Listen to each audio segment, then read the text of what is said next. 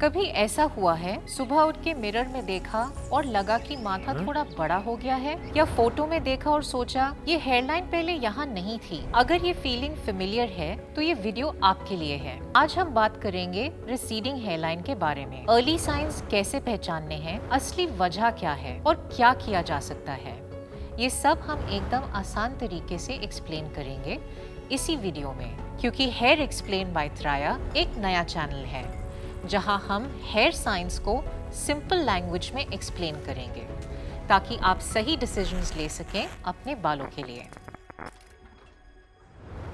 Chapter 1, early signs. सबसे पहली बात, रिसीडिंग हेयरलाइन एक दिन में नहीं होती, ये बहुत धीरे धीरे होती है और इसी वजह से लोग मिस कर देते हैं। तो अर्ली साइंस क्या हैं जो आपको नोटिस करने चाहिए?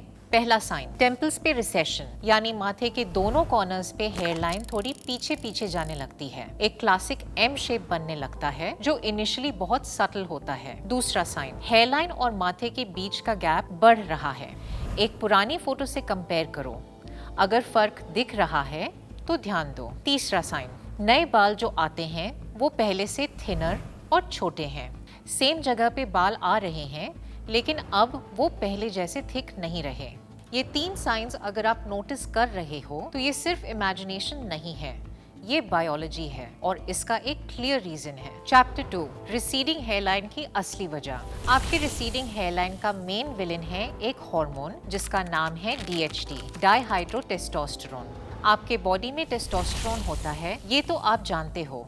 अब इस टेस्टोस्टेरोन का लगभग 10% एक एंजाइम के थ्रू जिसका नाम है 5-अल्फा रिडक्टेज कन्वर्ट हो जाता है DHT में, और DHT टेस्टोस्टेरोन से 5 गुना ज्यादा पोटेंट होता है। ये DHT आपके स्कैल्प के हेयर फॉलिकल्स के रिसेप्टर्स से बाइंड करता है, स्पेशली टेम्पल्स और क्राउन पे। यहाँ फॉलिकल्स इस हार्मोन के लिए ज्यादा सेंसिटिव होते हैं और जब DHT बाइंड करता है एक प्रोसेस शुरू हो जाता है जिसे कहते हैं मिनिएचराइजेशन। नॉर्मल में एक बाल 2 से 6 साल तक ग्रो करता है। DHT इस ग्रोथ फेज को छोटा करता रहता है साइकिल बाय साइकिल। पहले थिक बाल, फिर थिनर बाल, फिर और थिन, फिर एक दिन सिर्फ एक बेयरली विजिबल पीच फज जैसे बाल। फॉलिकल टेक्निकली अलाइव होता है लेकिन प्रैक्टिकली उसने काम कर देना बंद कर दिया होता है। अब सवाल ये है, DHT तो सबके बॉडी में है, तो रिसीडिंग हेयरलाइन सबको क्यों नहीं होती?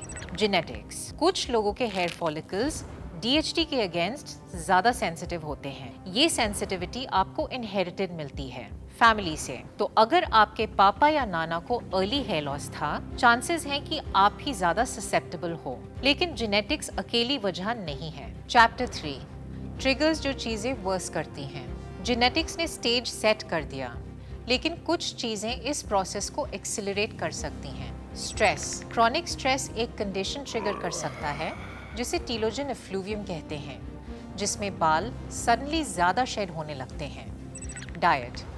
Zinc, iron and protein and B12 की कमी हेयर फॉलिकल हेल्थ को डायरेक्टली अफेक्ट करती है। Scalp health. Poor circulation, inflammation, ये फॉलिकल मिनिएचराइजेशन को स्पीड अप कर सकते हैं। Tight hair styles.